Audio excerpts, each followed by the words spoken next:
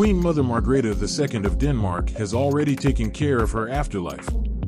Queen Margrethe II of Denmark, who sat on the throne from 1972 to 2024, is fortunately in good health at the time of writing, but her resting place is already quite arranged. Preparing one's own funeral chapel during one's lifetime may seem an unpleasant thought to many, but for a monarch, it is a very logical practice. The tradition of rulers erecting a tombstone for themselves during their lifetime has been a common custom since the earliest periods of monarchical history. Queen Margrethe II of Denmark commissioned the design and construction of her sarcophagus back in 2003. At that time, she had already known the Danish sculptor, Professor Bjørn Nørgaard, for some time, and he had previously had the opportunity to discuss the design of the Queen's sarcophagus with Prince Henrik. Nørgaard's controversial creation caused different opinions in Danish society. The sarcophagus is decorated with allegorical symbols of the Danish Queen's reign, and it is made of materials from various territories of the kingdom, including French sandstone for the base, in tribute to the prince's homeland, while the three columns supporting the sarcophagus are made of Danish granite, Faxe limestone, and Greenlandic marble. The elephant heads on the columns are cast in silver, and the transparent elements of the sarcophagus itself are made of glass, with silhouettes of the Queen and her late husband engraved inside. Nørgaard, a famous figure among the creators of modern art in Denmark, had previously received international attention for his provocative performance Horse Sacrifice in 1970, where he sacrificed a poor animal in protest against the atrocities of the war in Vietnam.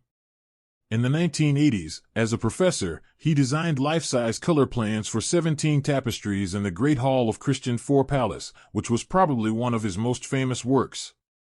The Queen, who herself left a mark on contemporary Danish art, was undoubtedly guided by personal passions when she commissioned Nørgaard to create a specifically modern tombstone that could fit into the interior of Roskilde Cathedral, where most Danish monarchs are interred.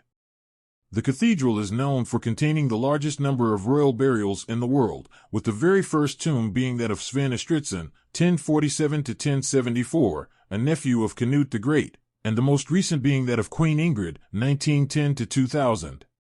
The artist, Nørgaard, drew inspiration from the walls of the cathedral, reflecting on the variety of forms of local royal burials.